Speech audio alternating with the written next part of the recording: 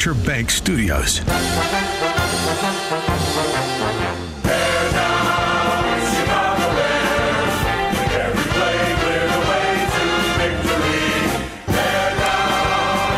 Top of the morning, Dan Proctor. Yeah, still in a celebratory mood over the Bears' first win of the season on Sunday.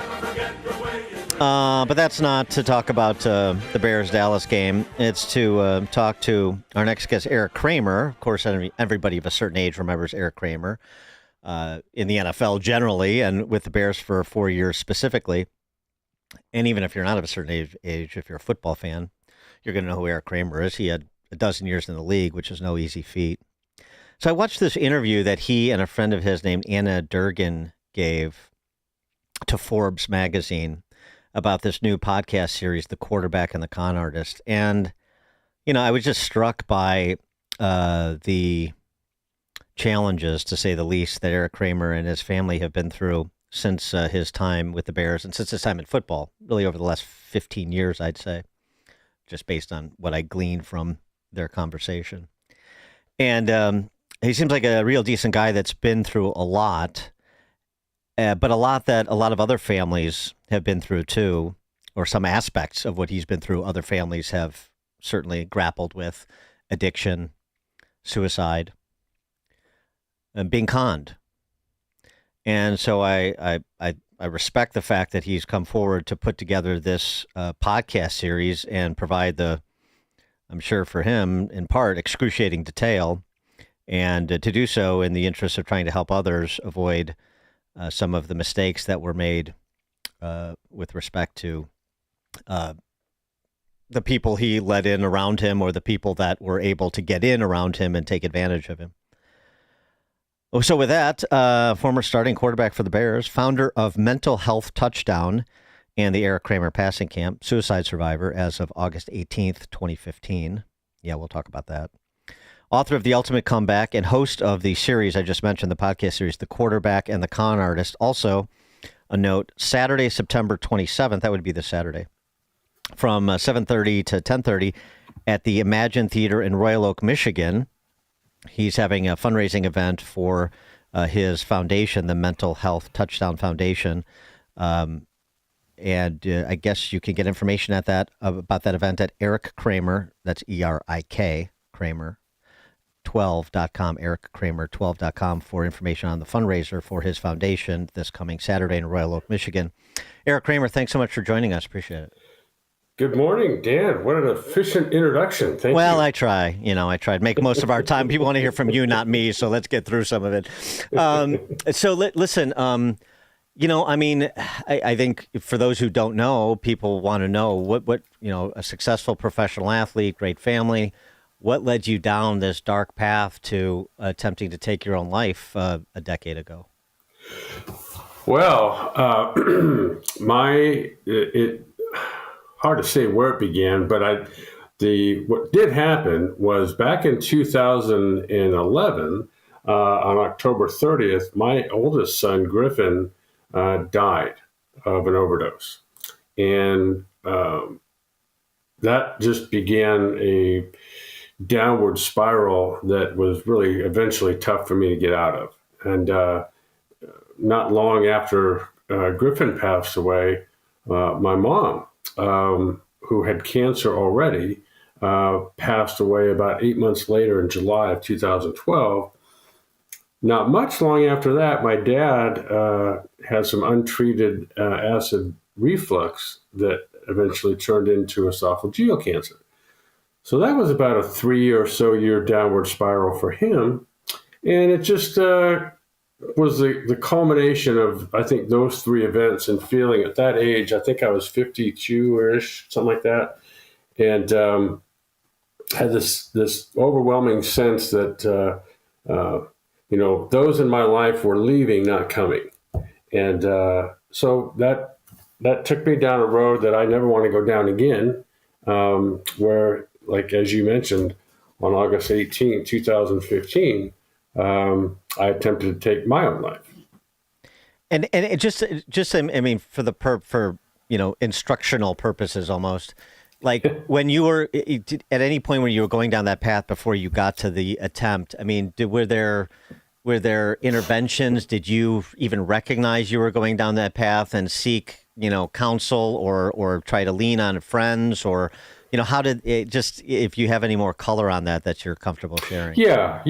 I had been seeing a therapist after Griffin had passed away for, I'd say, at least a couple years.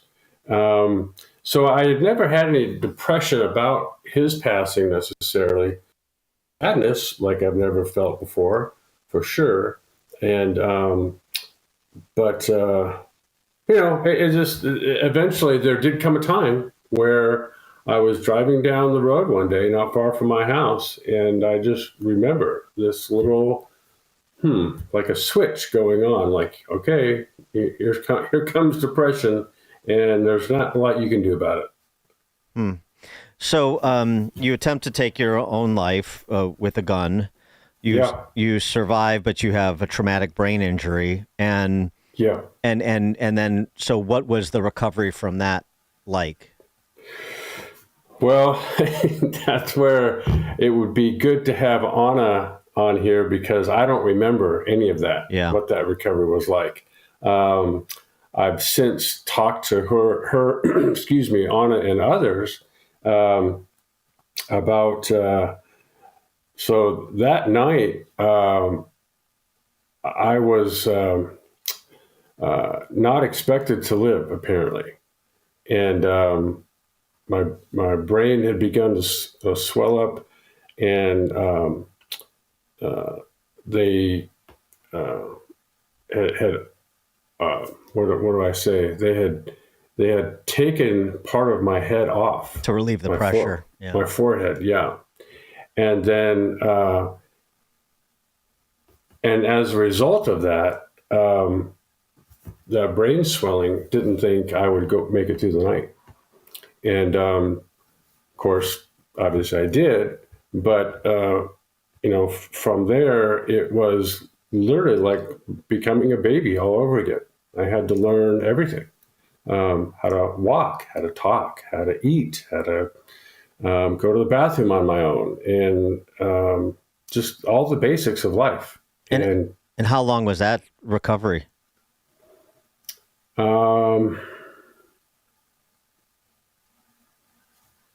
I'd say the whole recovery process itself was probably about 4-ish years. The initial part like that was easily a couple. I remember going to, so initially I was at Northridge Hospital, and Dr. Mark Kerner, who I actually knew beforehand, was the operating surgeon that night. And so I went from Northridge Hospital. I believe I was put in an induced coma for about, 5 or 6 weeks. And then I was taken to UCLA Brain Trauma Center for a couple more weeks. And then from there, I went to a place more near where I live called CNS, or Center for Neuroskills. And I actually lived there. They have 2 houses and then a separate structure that's the brain rehab clinic, which I had probably driven past a million times in my life and never knew that's what that was. And anyway, so I remember going there, and I would spend all day at the clinic.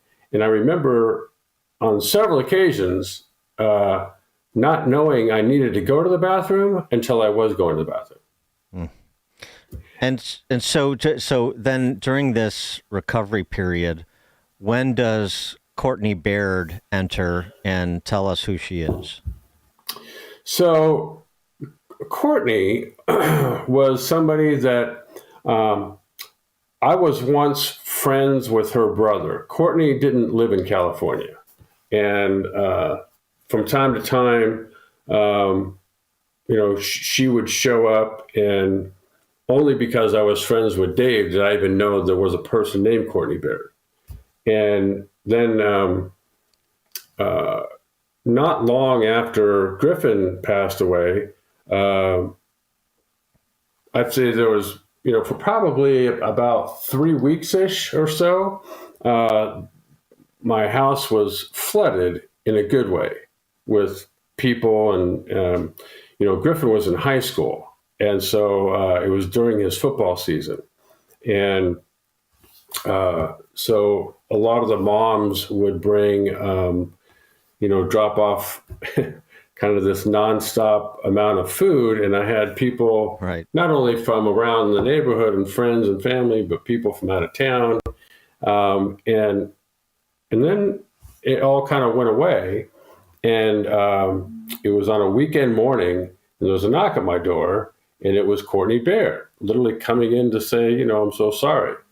And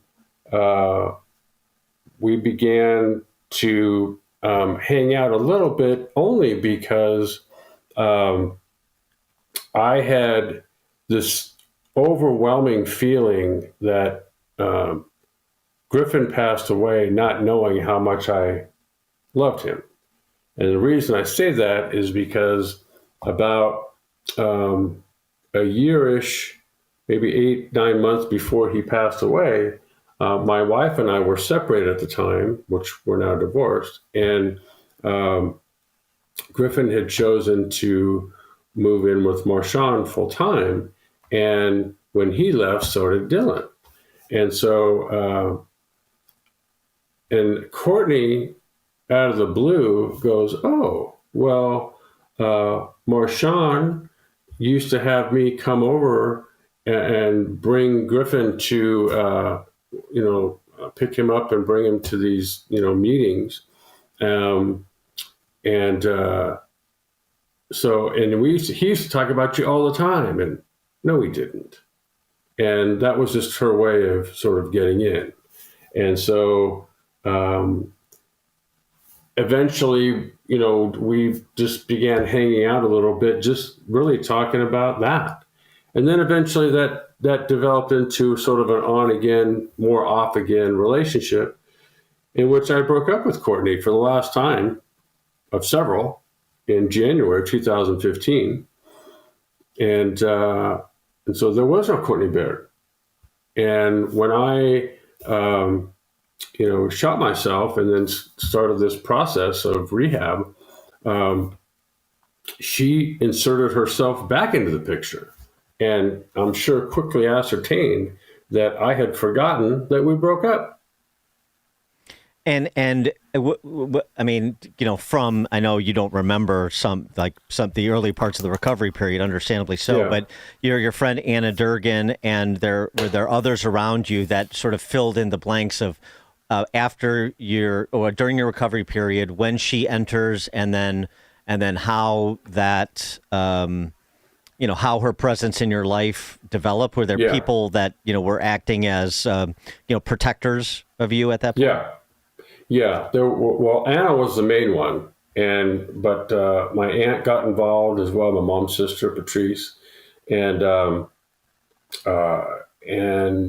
several friends that Anna had recruited to let know that Courtney was stealing from me, including my son Dylan, who at the time, he's 27 now, so this would have been back in 2016.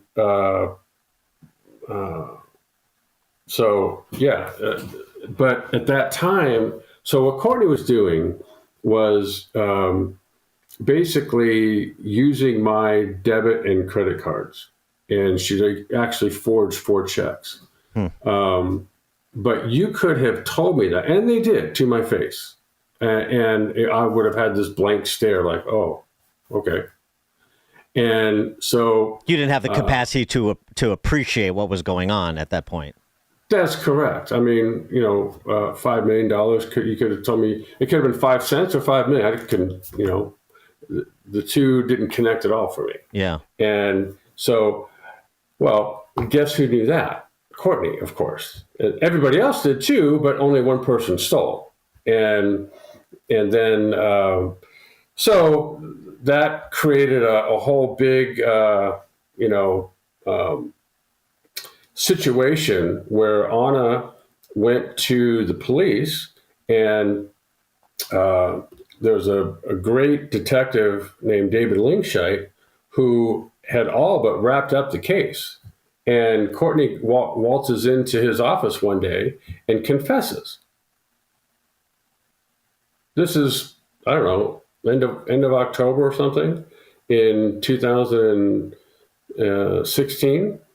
So you're just a year into your recovery from that. Yeah. Yeah. Okay. Yeah. Okay. And so apparently David Linkshite was wrapping up some, search warrants and whatever. And so the district attorney at that time decides not to prosecute. And why was that? 3 weeks. Well, when people are knuckleheads, you know why they're knuckleheads? I don't know. She gets paid to do a job that she doesn't do. So, but there was no explanation given in terms of why she declined to prosecute. Well, when someone's a knucklehead, do they go, "Oh, it's because I'm a knucklehead"? No, she's not going to take responsibility for it. Mm-hmm. So, anyway, 3 weeks later, Courtney and I are married, which eventually gets annulled. But it took me $100 and some odd $1,000 to get annulled, and anyway, it's just, So wait a second. So she gets a pass on confessing to the police, prosecutor declines charge, and then somehow she engineers marrying you. Who would marry you, knowing you don't have the capacity to sign on to a marriage license? Courtney Baird. Right, and this was what, like before a justice of the peace or something? Yeah, it was Santa Barbara courthouse. Okay. So it's and. So Anna, of course, is tuned into all this. Your friend, and right? Yep. And so what she found out that is you can do is basically the assistant district attorney at that time, she punts the ball over to the conservatorship court system. And is this because Anna wants to be your conservator so she can stop? Nope. Oh. Nope. Anna wanted Courtney arrested. Okay. So basically what happened was that Bell Chin, who was at that time the assistant district attorney in charge of my case, she punched the ball over to the conservatorship court system thinking that, once Erik's conserved, then, Courtney will go away. Well, what Anna figured out was if I was conserved of both the estate and the person, that's all you need to annul the marriage. Courtney would have been kicked out of the house, and eventually that marriage would have been annulled. If the state would have intervened there. Is that what you're saying? The conservative, no, the court would have intervened to protect you. If the court assigned a conservator. No, the court assigned a court-appointed attorney. Yeah, okay. To represent me. Right. Who himself was out of his mind. So he fought against me being conserved of the estate, which the judge granted, despite his pleas and attempts to not have that happen. Then, and my aunt was my conservator. Then the next hearing is scheduled, which we all show up for the conservatorship of the person. Well, guess who steps in the way of that? Courtney. The court-appointed attorney. Okay. This knucklehead tells the attorney representing my aunt, Jonathan Cole, that, hey, let's not mess with this, conservatorship of the person. Let's just go ahead and get a post-nuptial agreement. So that guy cost me another at least $350,000 to $400,000 in additional theft and legal fees to all these other lawyers. Well, we're going to have to leave it there, but I mean, that's a great setup to listen to the rest of the podcast. The Quarterback and the Con Artist is a podcast series. Erik Kramer, his friend Anna Durgan. You can get it at Apple and all the podcast platforms. Erik Kramer, former Bears quarterback, founder of the Mental Health Touchdown Foundation. And again, this Saturday at 7:30, Imagine Theater, Royal Oak, Michigan, is a Mental Health Touchdown Foundation fundraising event. ErikKramer12.com, ErikKramer12.com for more information on the fundraiser. And again, the Quarterback and the Con Artist is the podcast series. You want to check that out to get in to all the details and nuances that we didn't have time for this morning. Erik Kramer, thanks so much for joining us. I appreciate it. And I'm glad you're doing better. Appreciate that. Dan, thank you for your time and your interest. Erik Kramer joined us on the Turnkey.pro answer line. Thanks, everybody, for joining us this morning on Chicago's Morning Answer. Appreciate your listenership and all the callers, as well as our guests, as always. We'll be back tomorrow, 5 a.m. It is now 9 a.m., AM 560, WIND, Chicago.